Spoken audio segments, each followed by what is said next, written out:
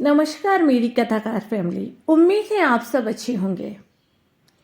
राजस्थान की धरती अपने कई कहानियां समेटे हुए हैं। कुछ कहानियां ऐसी भी हैं जो इतिहास के पन्नों की शोभा नहीं बन पाई।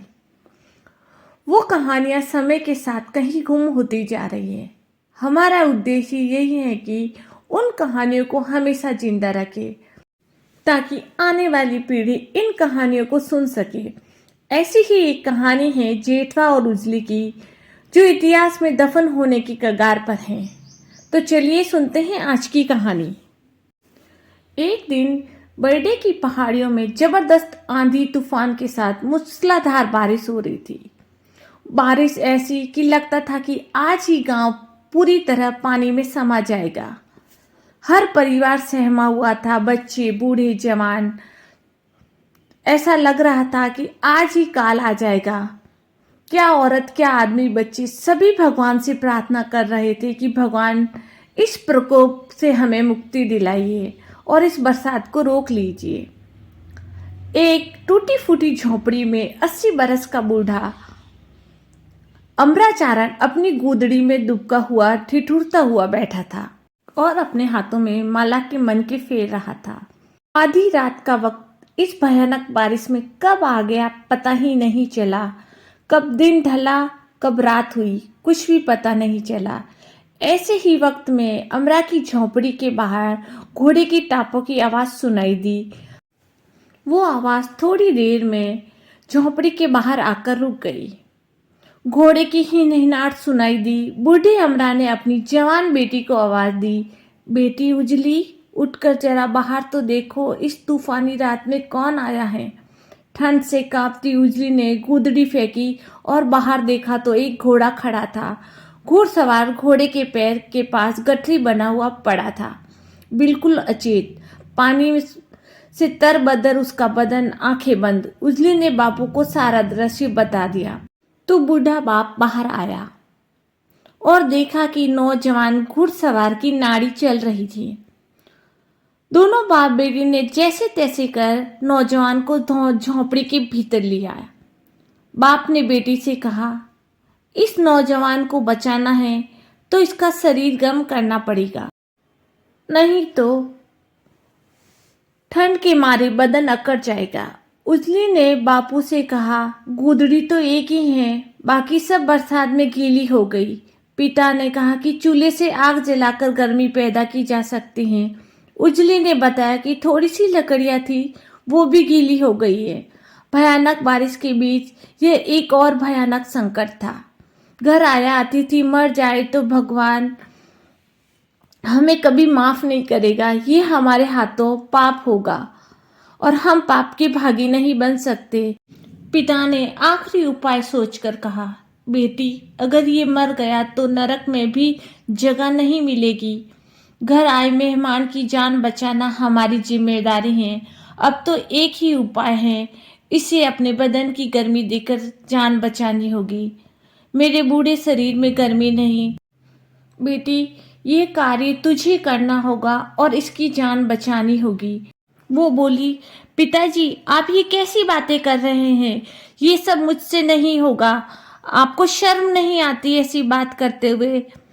पिता बोला, इस बेहोश नौजवान के साथ तुम्हें फेरे लेने होंगे और ईश्वर को साक्षी मानकर आज ही तुम्हें इसे अपना पति स्वीकार करना होगा।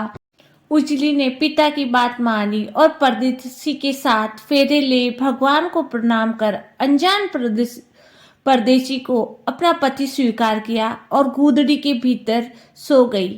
कुछ समय पश्चात उस नौजवान की बेहोशी टूटी और उसने अपने पास सोती हुई उजली को देखा और उसे देखते ही वह उसे देखता रह गया और उसने भी उसे अपनी पत्नी के रूप में स्वीकार कर लिया। सुबह बारिश थमने के बाद दोनों के बीच मिलन और धूमधाम से शादी के वादे हुए। कुछ दिन उजली के साथ बिताकर जेठवा वापस चला गया। बीच में जेठवा अपने पिता यानी पोरबंदर के महाराजा से शिकार पर जाने का कहकर उजली से मिलने आता रहा। छुपकर उजली से मिलता और विवाह के मंसूबे बांधता। फूलों के गहने से बना उजली को पहनाता, रात बिताकर सुबह वापस चला जाता। गुपचुप प्रेम की बात आखिर कब तक छुपी रह सकती थी। पहली लोगों तक फैली और फिर राजा तक पहुंची। राजा ने सुना तो जेठवा को बुलाकर खूब डराया धमकाया। चारणों की बेटी राजपूत के लिए बहन के समान होती है और तुम किसी भी कीमत पे उजली से विवाह नहीं कर सकते।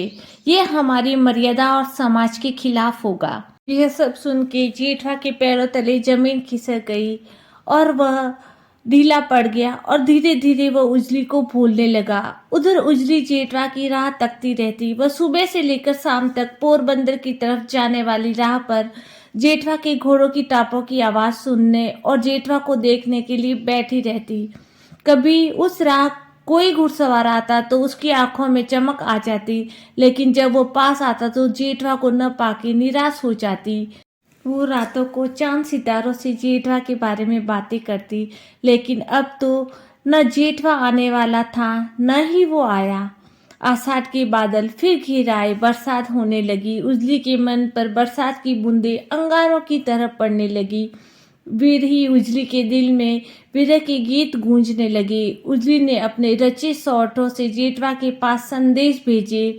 जवाब में जेठवा ने कहलवाया, तू चारण की बेटी है, मैं राजपूत हूँ, मेरे लिए तू बहन के समान है, भूल जाओ और कहीं कर ले चारण से विवाह।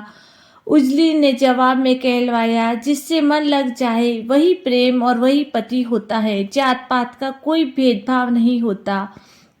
लेकिन जेठवा का दिल पत्थर जरा भी नहीं पिघला। उसने उजली को कहला भेजा कि अगर तुझे जात पात की परवाह नहीं, मुझसे भी बड़े कई राजा हैं, कर ले उनसे विवाह।